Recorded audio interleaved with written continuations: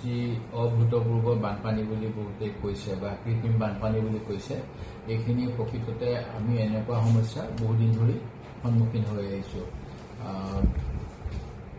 80 দশকতো এনেকুৱা হৈছিল আৰু 90 দশকতো হৈছিল, 2000 চনতো হৈ 2000 দশকতো হ'ল, এতিয়া 2024তো এনেকুৱা হ'ল।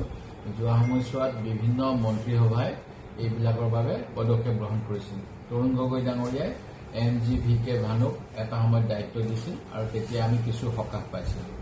এতিয়া যোৱা সময়ছোৱাত গুৱাহাটীৰ বানপানীটোক গুৱাহাটীবাসীৰ ভোট ল'বলৈ বিজেপি দলে ৰাজনৈতিকভাৱে এটা তেওঁলোকৰ আৱেগিক কৰি তুলিছিল আৰু এনেকৈয়ে তেওঁলোকে যোৱা সময়ছোৱাত গুৱাহাটী মিউনিচিপালিটিখন সম্পূৰ্ণৰূপে দখল কৰিলে।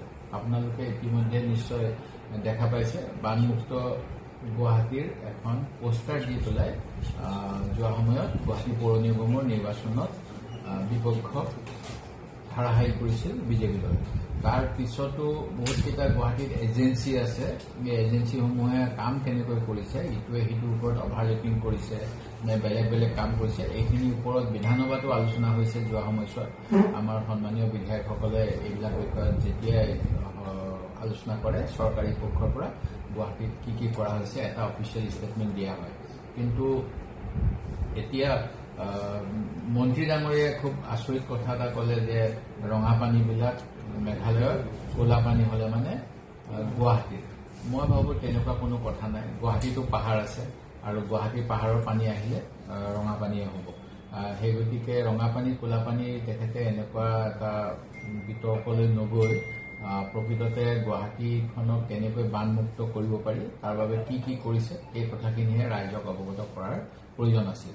যোৱাকালি মই কেইটামান নিউজ চেনেলৰ বাতৰি চাই আছিলোঁ। কেইজনমান জ্যেষ্ঠ নাগৰিকে তৰুণ নগৰ অঞ্চলৰ এটা বিল্ডিঙলৈ আঙুলিয়াই দিছিল আৰু কৈছিল যে এইটো অসমৰ এজন মন্ত্ৰী মহোদয়ৰ বিল্ডিং আৰু এই বিল্ডিংটো ইয়াত হোৱাৰ বাবে এই অঞ্চলত পানীৰ মানে তাতে আগতে জলাশয় নিচিনাকৈ আছিল আৰু এতিয়া ডাঙৰ বিল্ডিং হোৱাৰ বাবে পানী গুৱাহাটীৰ সেই অঞ্চলত জমা হৈছে। এই ক্ষেত্ৰত মই যদিও মেটাৰটো চাব জুডিচ বুলি ক'ব পাৰি, তথাপিতো মই জনস্বাৰ্থত এটা কথা ক'ব বিচাৰোঁ যে 2023 চনৰ এখন ৰিট পিটিশ্যন আছে গুৱাহাটী হাইকোৰ্টত, Meghmallar states and services private limited versus the state of Assam and forwarders. এই ফৰৱাৰ্ডাৰ্ছৰ ভিতৰত গুৱাহাটী মেট্ৰপলিটান ডেভেলপমেণ্ট অথৰিটি অৰ্থাৎ GMDA